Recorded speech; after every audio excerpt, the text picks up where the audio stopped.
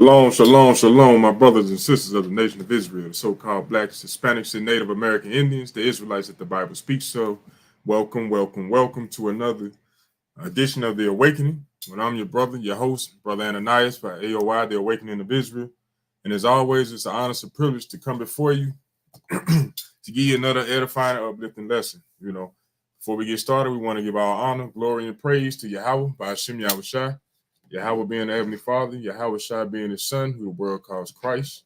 And through His strength, sacrifice, and example, we are all able to be here today to be uplifted and edified in the Spirit. So once again, I appreciate you brothers and sisters tuning in as always, But like I said before, this is another edition of The Awakening, a series of current events that are put together to give our brothers and sisters exactly what they need so they can wake the hell up in these last days. So as always, we appreciate you tuning in. Go ahead and hit that like button if you ain't already did so. And pay attention and follow along and take notes, because these classes are put together for your benefit, not for mine, but for our benefit as a nation. So I appreciate you tuning in as always. So what we're going to do is dive right into it, because we got a couple topics to talk about tonight. So bear with me right quick. All right. And this first topic is going to go into you brothers and sisters who are trying to or want to, like myself at one point in time this year, wanted to go down to the beach, But if you've been paying attention to the news like you should be at all times, you would understand that it's an infestation of sharks everywhere. People getting bit left and right. I think today or this morning or yesterday, it was a movie star that got ate or killed or mauled to death out there around the Hawaii area. He was a surfer, but he played in a couple movies. But he was mauled to death by some sharks. And what you see on the screen right here is an example of what's actually going on that a lot of our people don't even take the time to pay attention to. But you might think, why is he bringing this up? Why is he talking about sharks? What does that have to do with the truth? Well, it has everything to do with the truth. We're going to show you exactly why. Now, pay attention closely to this video. Put it on the screen. Of a massive daytime shark feeding frenzy of hundreds of sharks was captured yesterday near the South Pass area of the Gulf of Mexico, not too far past the mouth of the Mississippi River and about 400 feet of water. Because this video was captured in the daytime, you can see how many sharks there are and how incredibly massive some of them are. Now, you might be wondering, why in the hell is there so many sharks? Look at it. You don't normally see sharks traveling like that, They basically travel by themselves and hunt by themselves. But right there, you see a swarm of them. Or like they say with fish, a school of them. The people on the boat could not believe what they are seeing and wonder aloud what could be causing it. What are they in a frenzy about? I don't know. I wouldn't want to fall in the water right now.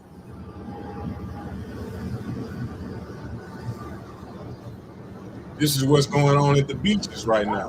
This is why the sharks are coming up on the shoreline.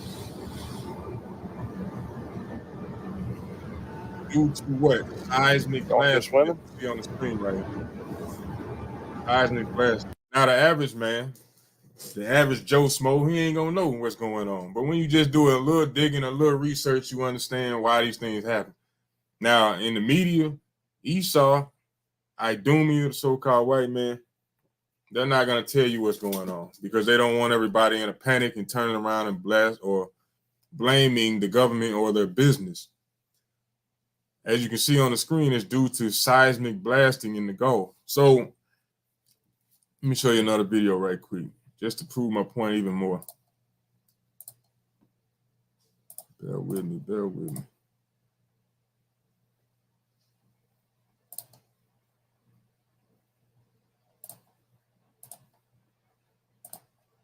All right. The oil and gas industry is profiting by setting off explosions in one of the world's biological hotspots. This is called seismic airgun surveying, and it's used to search the ocean for oil. A single ship can blast to search for oil. Let me run that back right quick. by setting off explosions in one of the world's biological hotspots. This is called seismic airgun surveying, and it's used to search the ocean for oil. A single ship can blast every 10 seconds, 24 hours a day, 7 days a week, for months on end. Did you hear what he said? Those air guns gonna blast every 10 seconds. Let me play it again. Search the ocean for oil. A single ship can blast every 10 seconds, 24 hours a day, 7 days a week, for months on end. The air guns are like mini cannons, and the blast can exceed 235 decibels, which is hundreds of times more intense than a jet engine. A marine mammal in the vicinity would be deafened. Most of this is So they're saying the animals or marine animals or beasts in the sea that are around that area, they become deafened, meaning they lose their sense of hearing. So they start losing one of their main senses. is happening in the Gulf of Mexico, home to some of the world's most endangered species. The blast can inflict permanent, even fatal hearing damage on whales, dolphins, even affect the plankton that's the foundation of the ocean food web. The sound waves can be heard across the entire Gulf. This near constant level of noise can mask vital calls that marine mammals depend on to survive. The Biden administration has a chance to rein in this harmful activity. Unfortunately, it issued a new rule that would still allow extensive seismic testing in the Gulf of Mexico. The environmental law organization Earth Justice is asking the administration to change course and correct the rule so that it protects Gulf wildlife from seismic airgun surveys. So you understand by watching these videos that they put together, but they don't display on a larger scale so that they can hide the truth. You understand that it's just like Esau going down there, stepping in an ant bed. Or another example would be going into the jungle and just blowing up things. Naturally, when you do those things, what are you going to have? Animals fleeing in all directions that normally would not be fleeing into other areas. You'll have, think about the jungle now. You have big anacondas or pythons in areas they normally wouldn't be in. Jungle cats in areas they normally wouldn't be in. They'd be all in the city, in your backyard.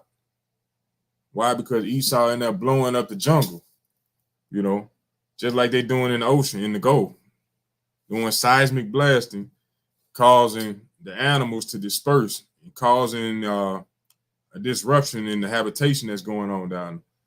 So that's causing the sharks to flow in areas they normally wouldn't be in. And you see the result of that. But Esau will never put that true information into the public. Why is that? Let's go to the book of Isaiah right quick. Let's go to the book of Isaiah chapter 59. Isaiah chapter 59, and we're going to start at verse 4.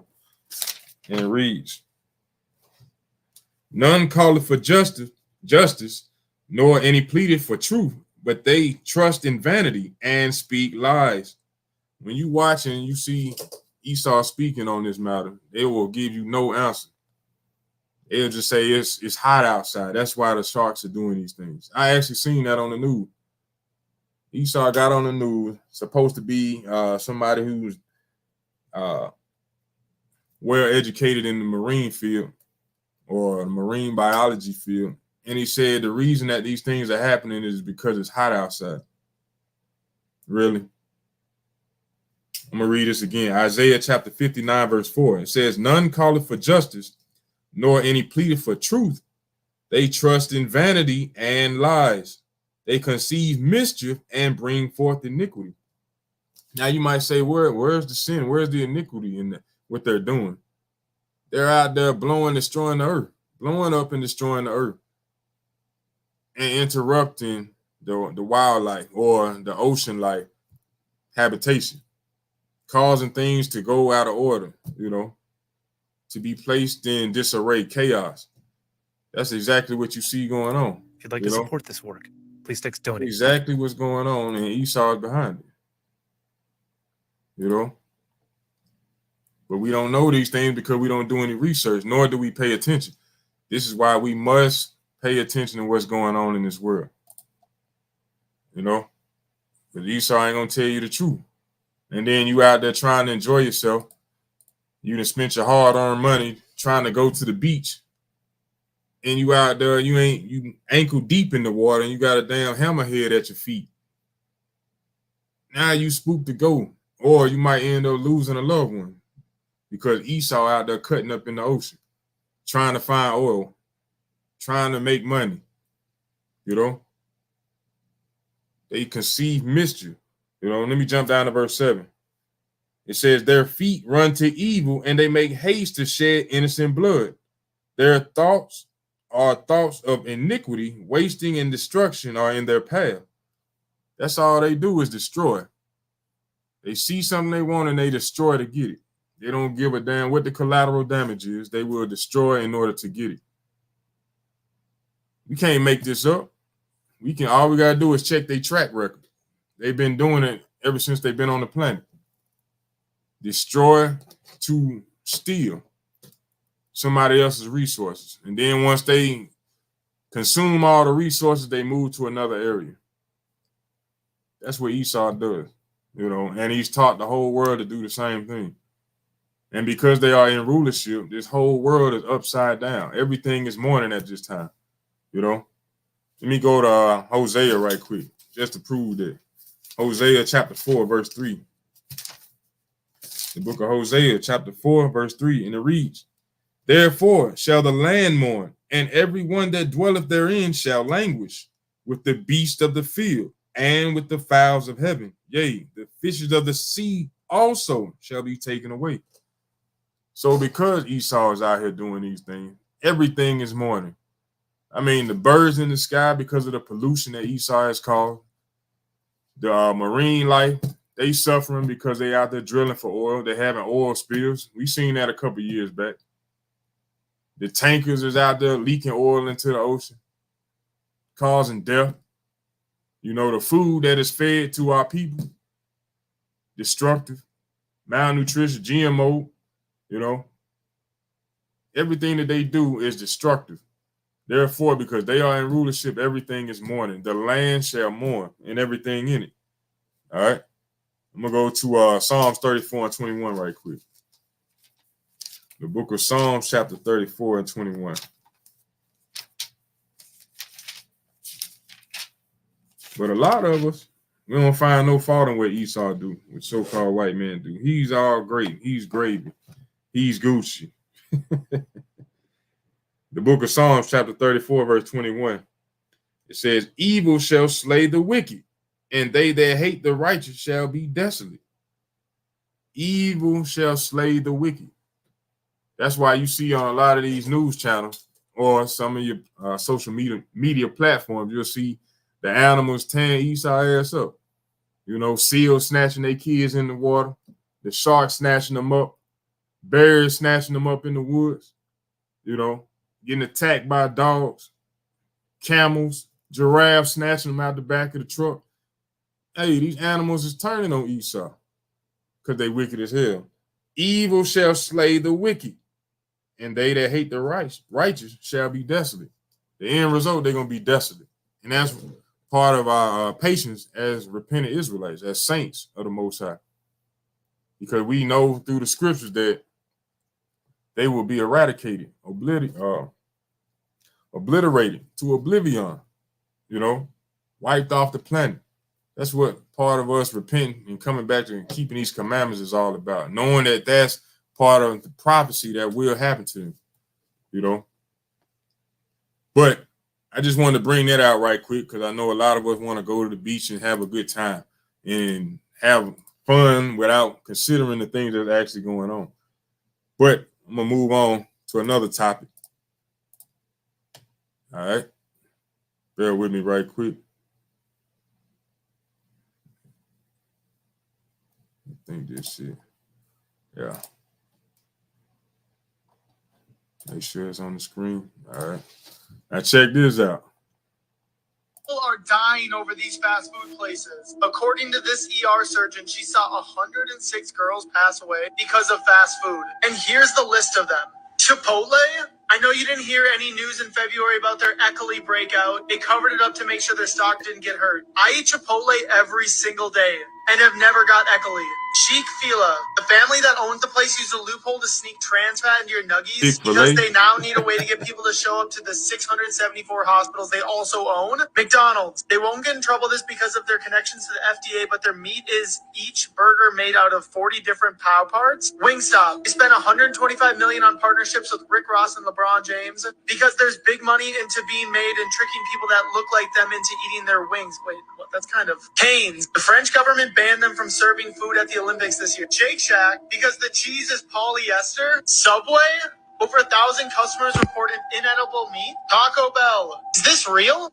But this was the last slide of her thing. What? People are dying over these fast food places. According to this ER surgeon, she saw 106 girls pass away because of fast food.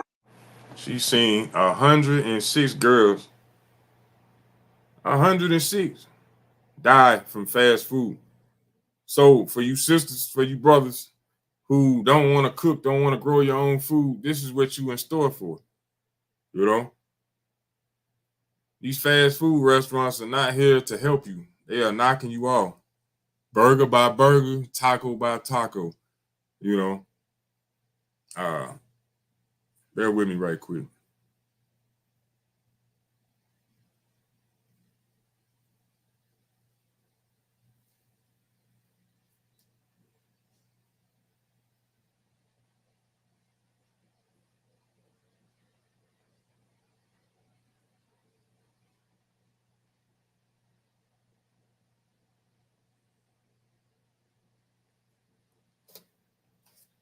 Let me play it one more time. And here's the list of them. Chipotle, I know you didn't hear any news in February about their E. coli breakout. They covered it up to E. coli breakout. They covered it up. make sure their stock didn't get hurt. I eat Chipotle every single day and have never got E. coli. Sheik Fila, the family that owns the place, used a loophole to sneak trans fat into your nuggies because they now need a way to get people to show up to the 674 hospitals they Chick-fil-A got ownership in hospitals now.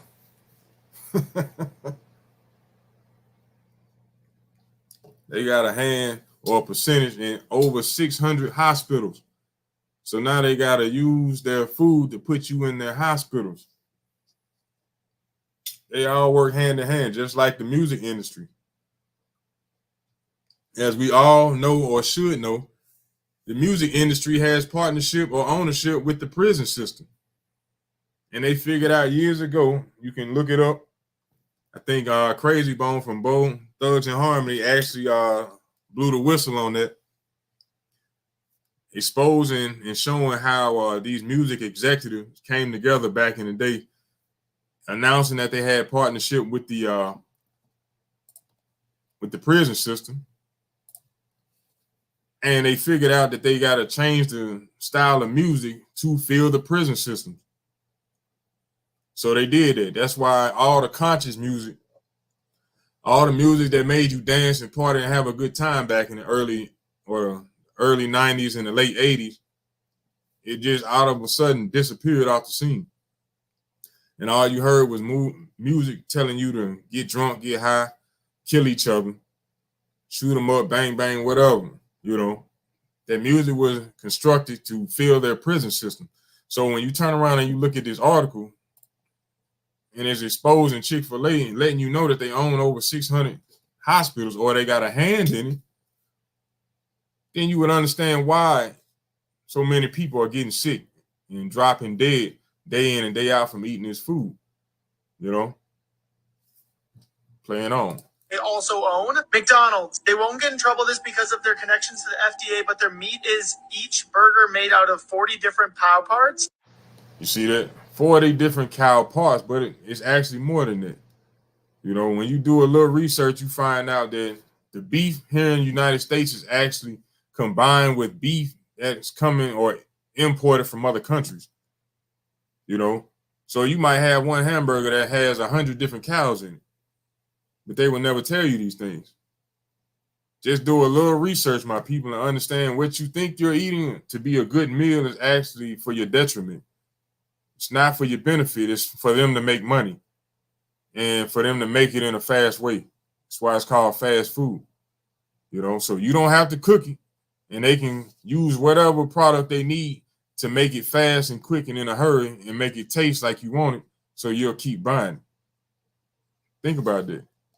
Wingstop. They spent $125 million on partnerships with Rick Ross and LeBron James because there's big money into being made and tricking people that look like them into eating their wings. Wait. You see that? Think about that. They doing all this maneuvering, all these private endeavors to try to get our people to eat these wings. They don't market wings to the so-called white man, Chinese man, East Indian man, Arab man. They market wings to us. Think about that. All of these things are used to kill us. That's fried food constantly being promoted and stuffed at us or thrown at us. Excuse me, wrong word. That's kind of Canes. The French government banned them from serving food at the Olympics this year. Shake Shack, because the cheese is polyester. The cheese is polyester. Subway, over 1,000 customers have reported inedible meat quality in 2024 from Subway. Think about this.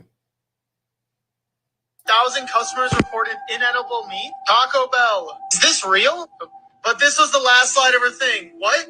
People are. So we got to be mindful of what's going on, Israel. Got to do a little research. We can't just be so blind and accept everything that comes our way. We, being repentant Israelite, our minds have to be awakened to this truth, to knowing that we are being lied to on a constant and that we have enemies. You know, we have to wake up and watch and pay attention to the things that are going on around us. I'm going to go to the book of Luke right quick, chapter 8, verse 17.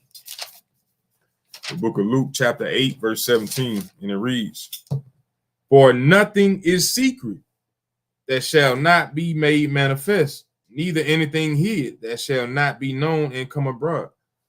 So even as slick as they try to be, or as much money they try to cover things up with, slide it under the table, turn a blind eye to, these things will be brought to the light.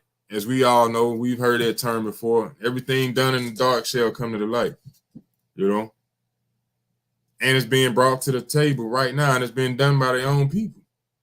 The scriptures say, paraphrasing, that they're going to have their tongue to fall upon each other, meaning they're going to be blowing the whistle on each other in the last days. And this is exactly what they're doing, you know? Read it again. Luke chapter 8, verse 17. "For nothing is secret that shall not be made manifest, neither anything hid that shall not be known and come around." Because you can't hide nothing from the Most High. Everything is being documented, written down. It is being seen, even though Esau think the thing that they do is not being seen or that they're going to get away with it. No, the Lord is watching, you know. Matter of fact, he set everything up to go the way it's going right now. But we just have to pay attention to the signs of the time and understand what's really going on. We're being lied to. And as liars, they're not going to feed us truth, and they're not going to feed us anything that's beneficial for us. If they had it their way, they would knock us off the planet. But through the grace and mercy of the Lord, we still here. We'll go to 1 Timothy right quick. 1 Timothy chapter 6, verse 10. Oh, went too far. 1 Timothy chapter 6, verse 10. You all should all know this one. And it reads, For the love of money is the root of all evil, which while some coveted after, they have erred from the faith and pierced themselves through with many sorrows. So for the love of money, it's not money, it's the love of the money, what you are willing to do to get it. People are willing to poison their clients just to fill their hospitals. People are willing to promote chaotic or destructive or demonic music to the people that they make the money from just to fill their prison system.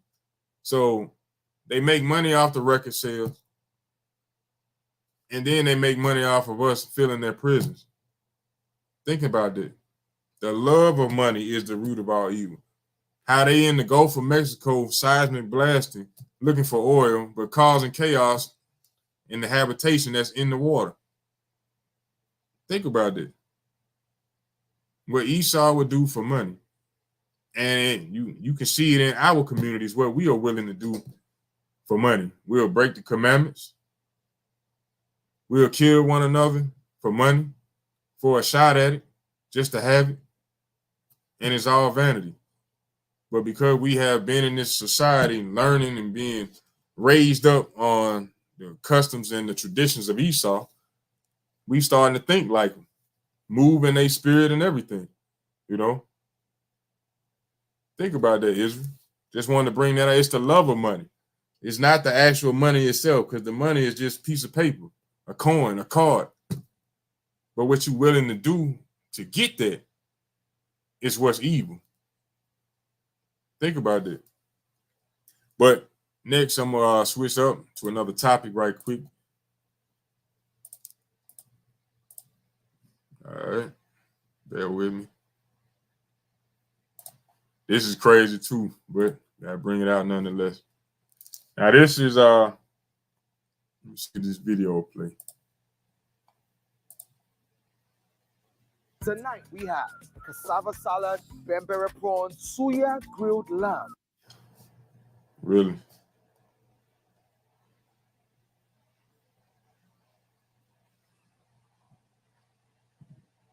Get past it. All right.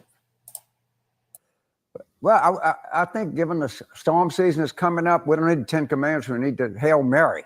It would be, much more appropriate for what we face with here in Louisiana. I don't know which one they're going to put up. There's 10 different versions of the 10 Commandments, and our schools are so underfunded that I'm not sure half the kids even know how to read them.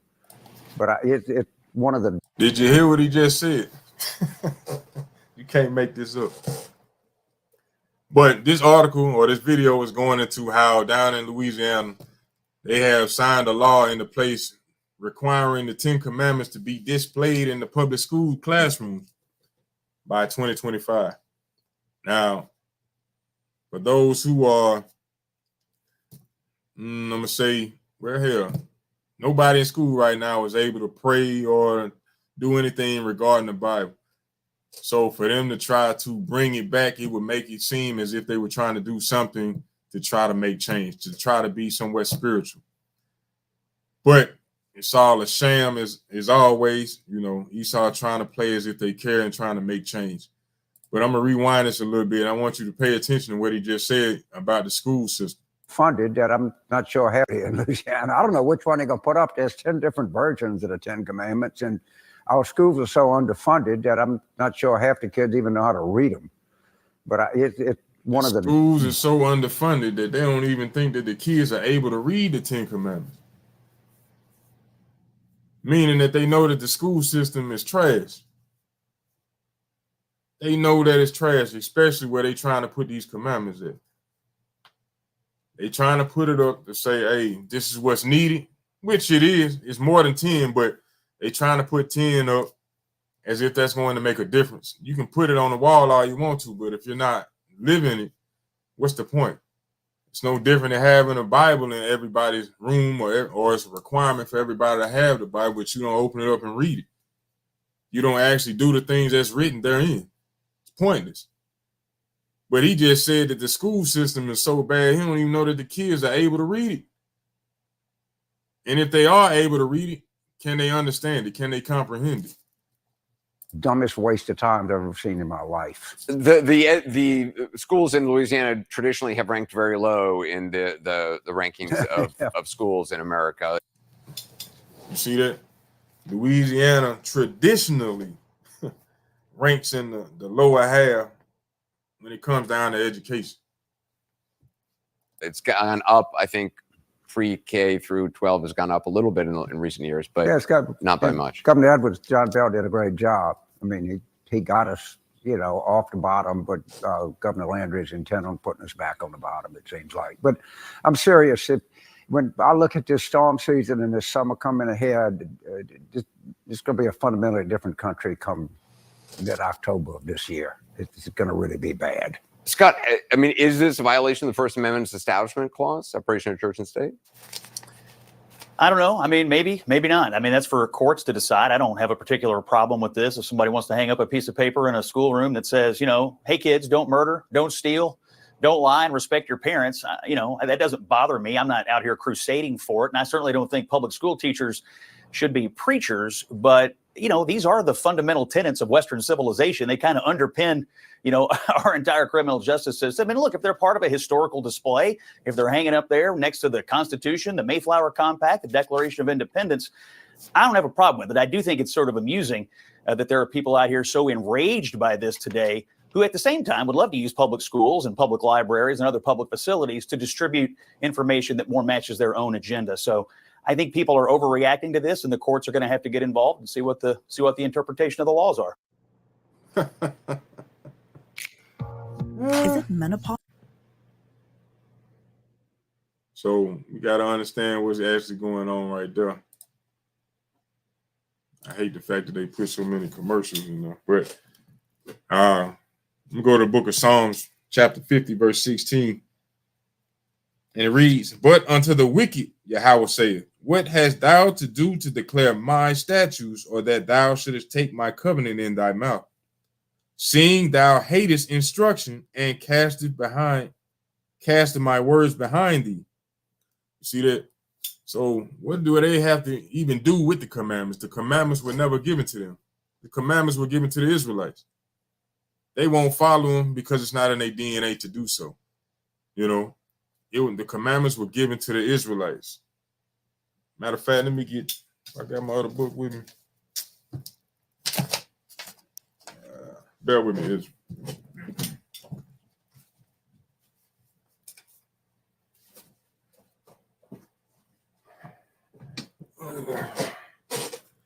Let me get Sirach or Ecclesiastes chapter 17, verse 11.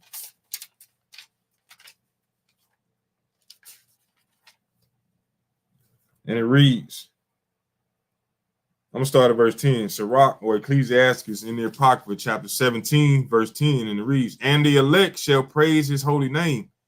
Besides this, he gave them knowledge and the law of life for a heritage. And he made an everlasting covenant with them and showed them his judgments."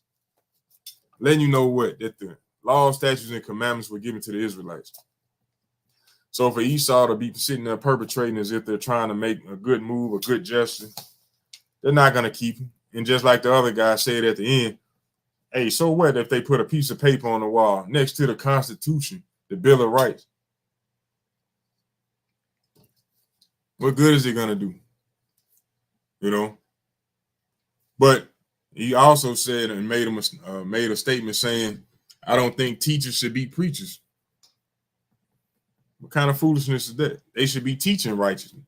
If they're not teaching righteousness, what are they teaching? They're teaching wickedness, evil. Think about it. When we go to these schools, and we all went to them, they never taught any truth. All we learned about was their history. We never learned any truth in these schools. So why wouldn't they be preachers?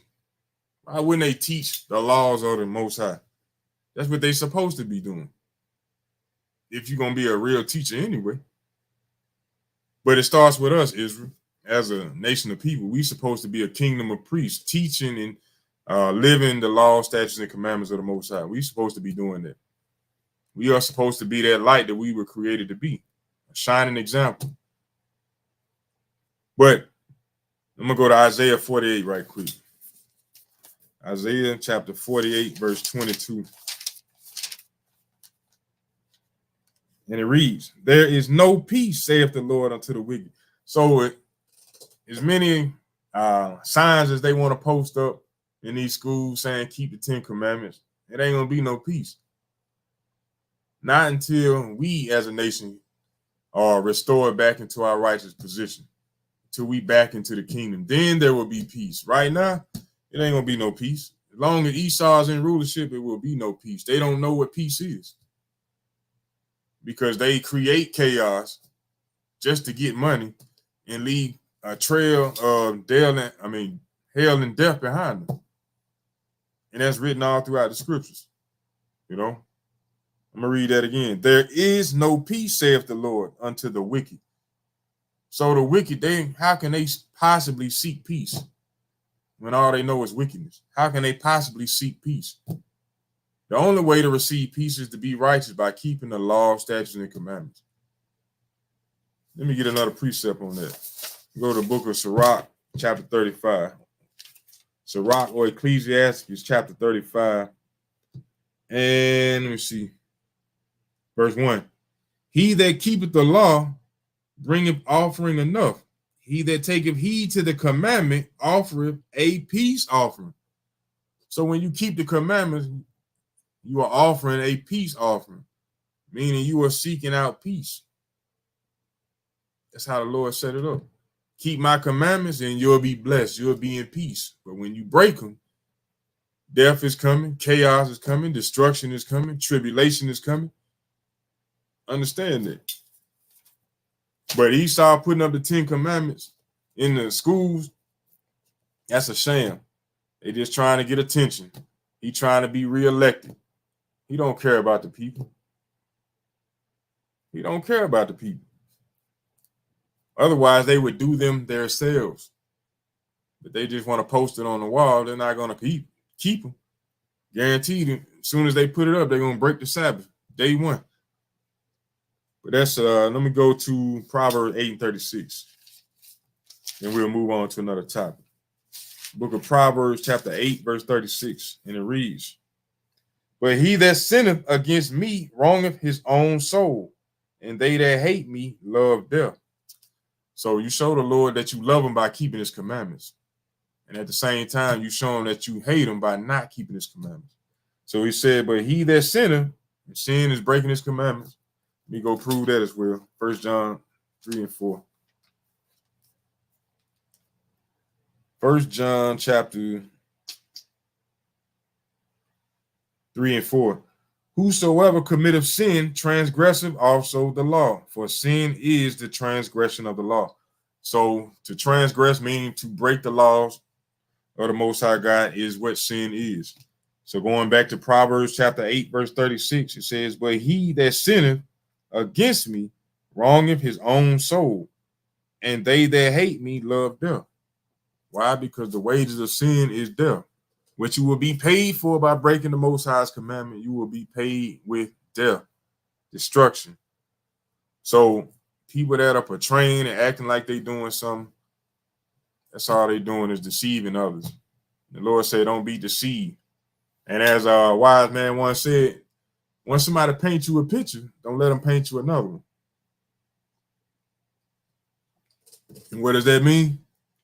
Simply means once they have shown their true colors, don't let them go back over it as if they can paint you another picture and as if they won't act in that manner again. Think about that.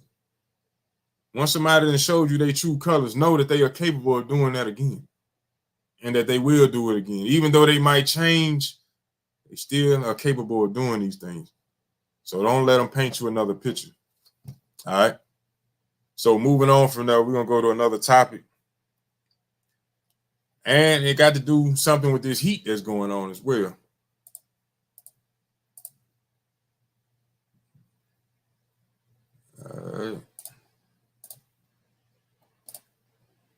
Now, for those who don't know, it's been record-breaking heat going on here lately. But it's a reason for everything. All right. 2 million Muslims undertake the journey to Mecca annually, and this year more than 1,000 people have so far reportedly died. It's unbelievably hot there, temperatures of over 50 degrees right now, and it's feared the death toll could go much, much higher. Unregistered pilgrims. So when it's saying over 52 degrees Celsius, it's talking about over 100 degrees. Up until the teens, like 110, 115. Do not have access to proper facilities, things like air conditioning and official transport, as Caroline Hawley now reports. It's a sacred duty for Muslims to perform the pilgrimage once in their lifetime, if physically and financially able. And it's a colossal logistics operation for the Saudi authorities. They've been criticised in the past for the way they've handled the Hajj for deadly stampedes. But this year, the danger came from blistering heat. There was water on hand, large sprinklers, and some air-conditioned areas for the more than 1.8 million pilgrims. but it was more than 50 degrees in the shade, and the scorching temperature took a terrible toll. Athar Hussein is Imam of Leicester's Central Mosque. He's just returned home from Saudi Arabia, scarred by what he saw. It was undoubtedly a traumatic experience. You would walk and you simply wouldn't know where to look, because everywhere you turned, you would see someone struggling in some way or the other, people completely drowned in sweat. It's not just the frail and the elderly who were affected. I saw perfectly fit individuals who were struggling just to make 50 yards. In the village of Menofia in northern Egypt, a family mourns. 70-year-old Efendia sold jewellery to pay for the pilgrimage. She had a tourist visa and, like many others, wasn't officially registered for the Hajj.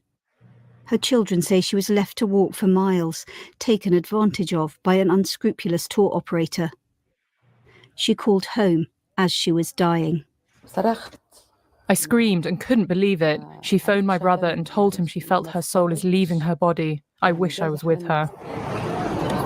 The casualties come from many countries, and there are fears that climate change will in the future make the Hajj even more dangerous. The charity Islamic Relief has called for urgent steps to inform pilgrims of the risks and to ensure that their safety is paramount.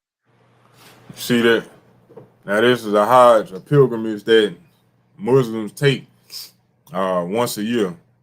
Not that they have to do it every year, but to consider themselves to be real Muslims, they take a Hajj, which is a journey to Mecca to get to the Kaaba stone and to travel around it. Where did they land? Where they had to walk such a great distance? I have no idea. But being that it's over 1,000 people that have died from the heat wave trying to get up there to service, to bow down and worship a rock blows my mind. But they say that this is required in order to be a true Muslim. You going up there putting your life on the line to go up there and worship your so-called rock, your God. And you mean to tell me it's risk of death to do these things? Where he gonna turn the heat up on you and burn you for coming to do something that he put in place for you to do? This is why we got to come out of the ways of this world, Israel. All of that is foolishness. You got all these different nations of people coming together to walk around a rock, to bow down and serve and praise a rock. They out there in 110, 115 degree weather, dying, giving their life, using their life savings to get over there to walk around a rock. Think about that. It's something else to be said about that. I'll get to that in a minute, though. But let me bring this out in 1 Samuel chapter 2. This is the book of 1 Samuel chapter 2, verse 6. And it reads, "The Lord killeth and maketh alive. He bringeth down to the grave and bringeth up. The Lord maketh poor and maketh rich. He bringeth low and lift up." So I brought that out to show you that there's only one true God, and he is our God, the God of Israel. And he does all things. He kill, he make alive, he make rich and poor. Allah, the Kaaba stone, Caesar Borgia, they don't rule anything. Buddha, Krishna, those are not true gods. They don't create anything. They can't stop death. They can't make the sun stop or rise, or the moon to rise and fall. They can't do none of it. The Lord, our God, does all these things. None beside him, But I wanted to bring out that to show you the faith of these other nations. Even our own people, how they will go out there and put their life on the line to walk to a false God. But we know who we are, and a lot of us, we don't even want to take it seriously. We want to play with the Lord. We want to break his commandments.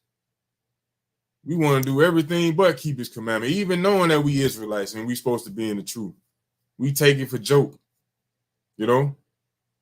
These people out there and gave their life just to walk. We supposed to be being a living sacrifice for the Lord. These people out there being a living sacrifice for a rock. They can't do nothing for them. But we know who we are. and we don't want to do what's required. We want to play games with it. You know? Think about that, Israel. You got more than 1,000 people that died in this scene, or over there taking a pilgrimage to walk around a rock. They gave their life. They left their families behind. They 70 years old out there in the scorching heat. Scorching heat just to go out there to serve their God, so to speak. And we wake up and don't even want to praise the Most High. We don't want to read his word. We don't want to teach it. We don't want to be a part of it. Think about that, Israel. That's why we got to wake the hell up and realize what's going on. That's why the Lord said in the scriptures, greatly paraphrasing, if he would have called them, they would have did exactly what he told them to do. But us, we rebellious. We got to pay attention to what's going on. And the Lord is doing all these things at that. Let me get Baruch chapter 6 right quick. Baruch chapter 6, verse 23. And it reads, you know what?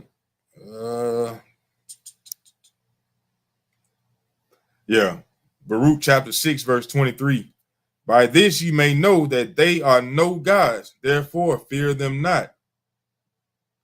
The Lord is telling you, because when you read the book of Baruch chapter 6, it's going into how we as a nation of people would go into Babylon and would have to be around these different gods. And the Lord was breaking them down, how they made out of silver and gold, how they can't clean themselves, how if they fall over, they can't pick themselves up. They can't keep the cats or the bats off of them. You know, they have to be wiped to be clean. You know, the Lord is saying they ain't no gods. Just like that rock, that cobblestone that they go to, that they making that pilgrimage to walk around. It can't clean itself. It can't do anything for them. But yet and still they worship. They give their life savings. They put their life on the line to come up there to serve and bow down and kiss a rock. Think about it. That woman was 70 years old and came up there and died. Think about that. Let me go to the book of Judges right quick. Because we as a nation of people have a history of serving other gods. And that was part of our punishment. You know, the Lord said if we broke his commandments that we would be scattered amongst all nations. Matter of fact, let me get that. Go to Deuteronomy chapter 28, verse 64. And it reads, and the Lord shall scatter thee among all people from one end of the earth, even unto the other. And there thou shalt serve other gods, which neither thou nor thy fathers have known, even wood and stone. Wood and stone.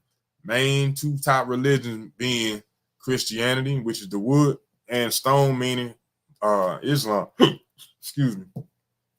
But as one of our punishments, we would be scattered among all nations. And we would serve their gods. You know? So we over there serving a stone, walking around a stone. These people out there dying on the side of the street, trying to hide in the shade, you know? Let me go to the book of Judges right quick. That was part of our punishment if we did not keep the commandments. And we have been known to break the commandments and serve other gods. That's why we in the condition we in right now as a nation of people. All right. So I'm going to go to the book of Judges, chapter 10, verse 14, and it reads. I'm going to go to, I'll start at verse 11. Judges, chapter 10, verse 11. And the Lord said unto the children of Israel, did not I deliver you from the Egyptians and from the Amorites and from the children of Ammon and from the Philistines, the Zidonians also, and the Amalekites and the Moabites did oppress you, and ye cried to me, and I delivered you out of their hand. Yet ye have forsaken me and served other gods. Wherefore I will deliver you no more. Go and cry unto the gods which ye have chosen. Let them deliver you in the time of your tribulation. You see that? So here we are in modern times, or in the last days, in the so-called modern era, still serving other gods.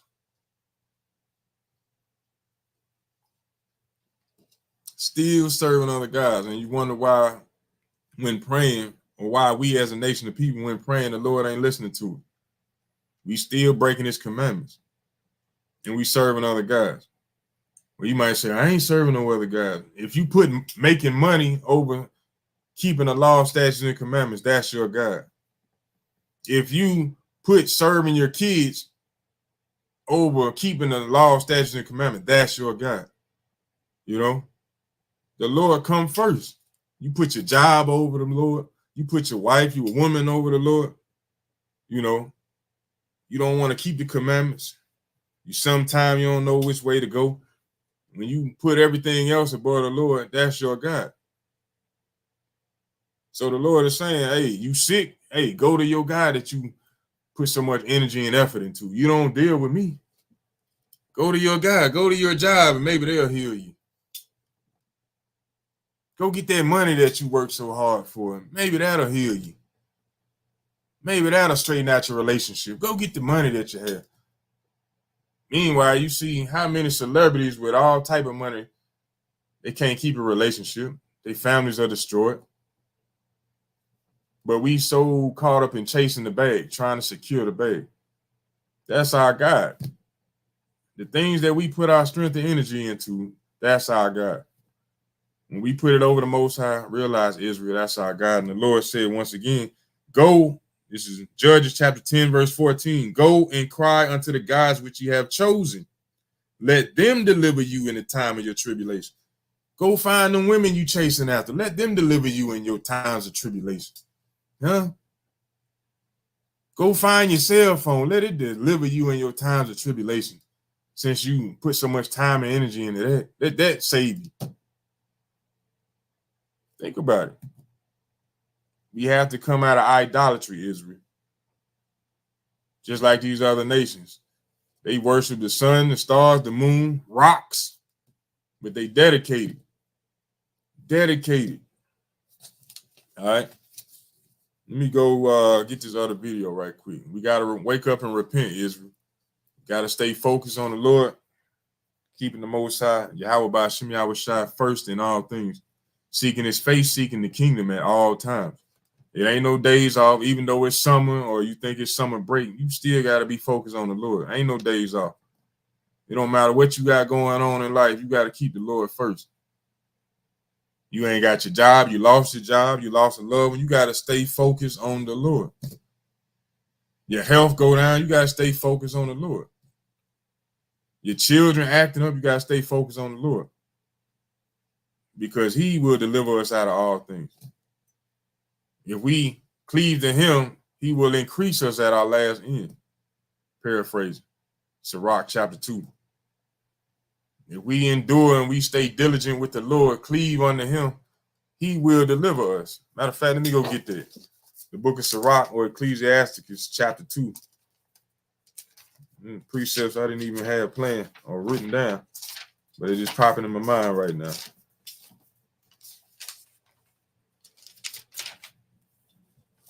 The book of Sirach, chapter 2, verse 1, and it reads, my son, if thou come to serve the Lord, prepare thy soul for temptation. Set thy heart aright and constantly endure and make not haste in time of trouble. So when you don't know what to do, that don't mean tuck tail and run, you know. You say, hey, cleave. Verse 3, cleave unto him and depart not away, that thou mayest be increased at thy last end. We all gonna go through it. That's part of life. All man is gonna go through it. When you read the book of Ecclesiastes chapter 40, verse 1, it says, great travail is created for every man, and a heavy yoke is upon the sons of Adam, from the day that they go out of the mother's womb to the day they return to the mother of all things. So every man gonna have to go through it. But as an Israelite, man, you have an out. You got a ace up your sleeve, so to speak. You got a cheat code. The Lord is on your side. And he's telling you, with everything that's going to happen to you in your life, you got to stay grounded. You got to stay cleaving upon the Lord and depart not away. That's the key thing. Whatever it is that you go through in life, depart not away, that thou mayest be increased at thy last end. A lot of people just quit, run. The Lord said, don't do that. Cleave unto him. Whatever situation is going on, cleave to the Lord. Pray to the Lord. Do what he tell you to do. Not what your mind is telling you to do, but do what the Lord tell you to do. But we hard-headed as a nation of people. We want to do what our mind tell us to do. The Lord said, depart not away that thou mayest be increased at thy last end. We got to keep these things in mind, Israel. But I'm going to move on to another topic, though. Lord willing, you still there. You taking notes. All right, I got one, maybe two more articles with a subject. It's one, but it got an article and a video. All right. Now, for those who don't know, Russia or Putin been in the media for a minute now. All right. But this article, let me see if it's on the screen. All right. It says Russia and North Korea signed a partnership deal that appears to be the strongest since the Cold War. So if we haven't been paying attention to anything, Putin been going around dealing with everybody outside of the EU, outside of the US, partnering up with everybody. Anybody he can find to add to his team. Because when it's time to go to war against the US or Babylon the Great, he's going to have his team strong. So we're going around partnering up with everybody he can find. All right. It says, make sure it's blown up big enough so you can read it.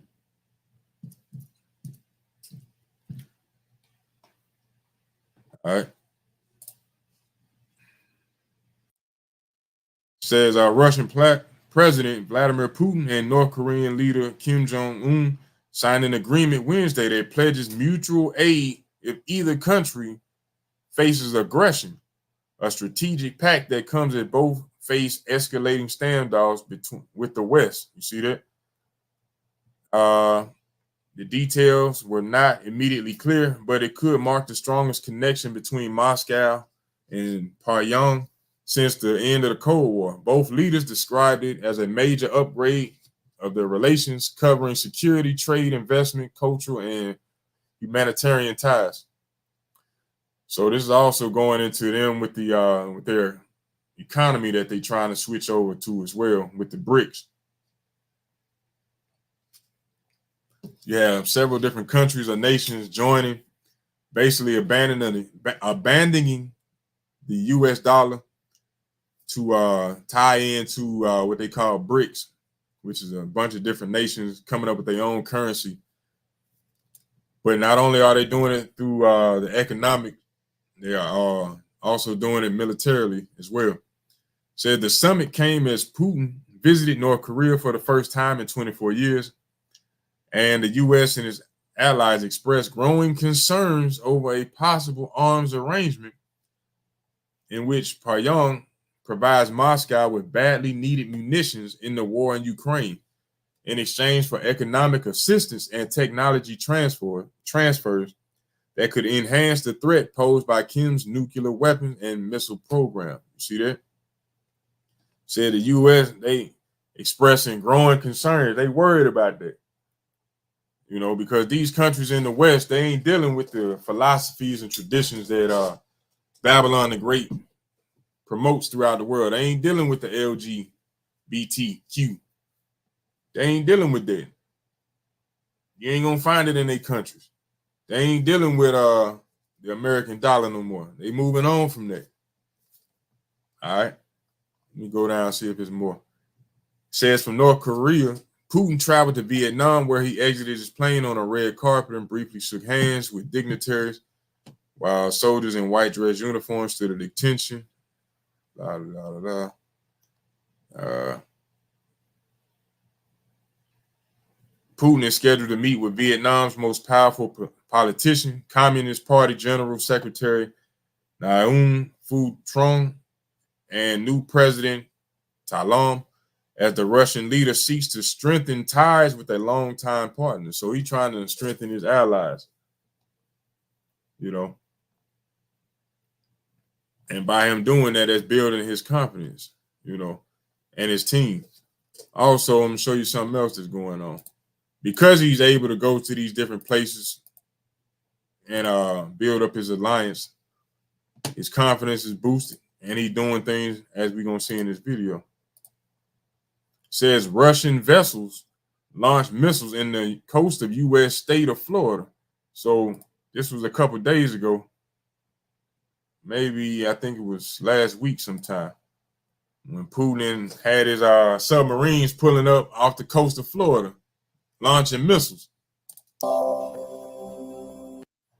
Russian vessels launched missiles in the coast of Florida state of US. Recently, dozens of Havana residents gathered and watched as Russian warships sailed into Cuba's main harbor in the latest display of naval strength by Moscow amid heightened tensions with the United States. The Caribbean nation is a neighbor of the US, which at its closest point is just about 150 kilometers away, but have had tense relations for decades. While it is not the first time Russian Navy ships have visited Cuba, this convoy appears to be the largest in several years. The fleet stayed between June the 12th and 17th, and the public was allowed to take tours of the vessels. Cuban President Miguel Diaz-Canel visited the frigate, part of the fleet, and interacted with the sailors. A fleet of Russian warships has left the port of Havana after a 5-day visit to Cuba following planned military drills. Cuba's foreign ministry said none of the vessels had nuclear arms on board, and the visit did not pose a threat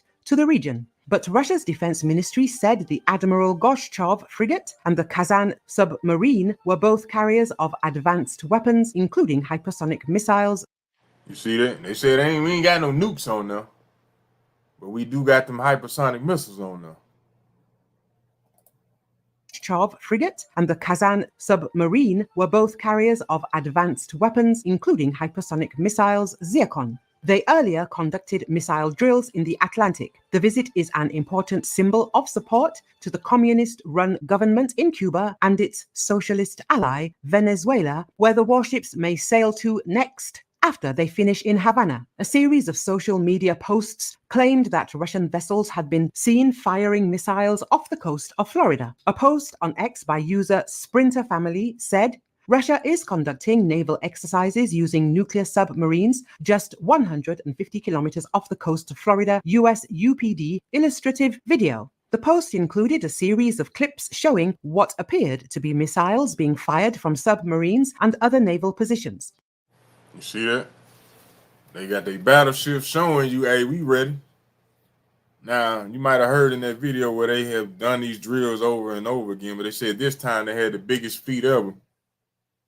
And amongst these, what's going on, Putin over there building up his army, so to speak, to go against Babylon the Great. So with him building up different ties and getting more ammo, ammunition, more warriors on his side, we got to be paying attention to what's going on. Now, it's not that we can do anything about this, Israel. We don't have a dog in this fight, you know. But what we should be doing is paying attention to what's going on, knowing that the Lord is moving these pieces on the chessboard, you know. We have to be paying attention and watching the game to see what we need to be doing. All right, let me go to the book of Matthew chapter 16, verse 1. It reads, the Pharisees also with the Sadducees came and tempting desired him that he would show them a sign from heaven. He answered and said unto them, when it is evening, ye say, it will be fair weather, for the sky is red. And in the morning, it will be foul weather today, for the sky is red and low rain. O ye hypocrites, ye can discern the face of the sky, but ye cannot discern the signs of the time. So we as a nation of people, we can look outside and see, hey, it's going to be a good day today. We can look at the clouds and determine if it's going to rain or not. But we're not looking at the actual signs of the time, what's actually going on in this world right now. Everything is becoming more and more polluted, destructive. You're seeing these other countries are coming together. They formulating a plan to destroy Babylon the Great. You know, the animals are turning. Everything is flipped upside down right now, and everything is getting worse. Sin is growing. Let me see. Let me get that right quick as well. This is the book of Matthew, chapter 24, verse 12. And because iniquity shall abound, the love of many shall wax cold. So sin is picking up, and the love of brothers and sisters toward one another is becoming colder and colder. Even though we waking up in this truth, the love for our brothers and sisters is waxing colder and colder. You know, we would think waking up and understanding who we are that the love would be greater as a nation, but that ain't the case. That ain't the case, as it should be, but that ain't the case always. You know, we see that happening more and more every day. But going back to Matthew chapter 16, the Lord said, you can discern the face of the sky, but you cannot discern the signs of the time. In verse 3, 16 and 3, Matthew 16 and 3. We can see everything else going around us, but we can't see what's actually going on right in front of us. How the Lord is working and moving. You know, creating storms on top of storms. You know, turning the animals against the people. Breaking up wars left and right. Not breaking up, causing wars left and right. Protests, uprisings of the people. We got to know that the Lord is doing these things.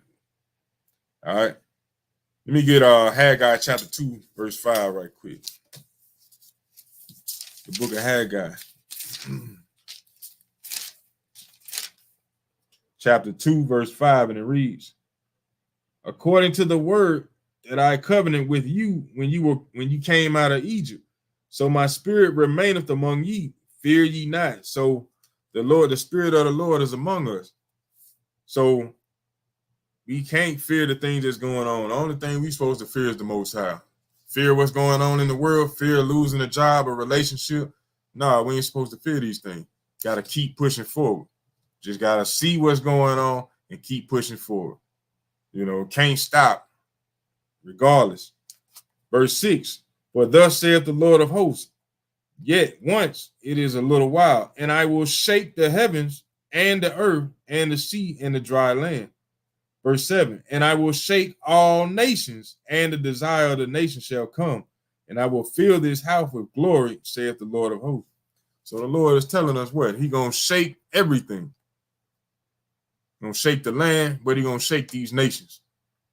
He going to shake the heavens, meaning he going to shake these people in high positions right now. He going to shake it all. Shake these other nations.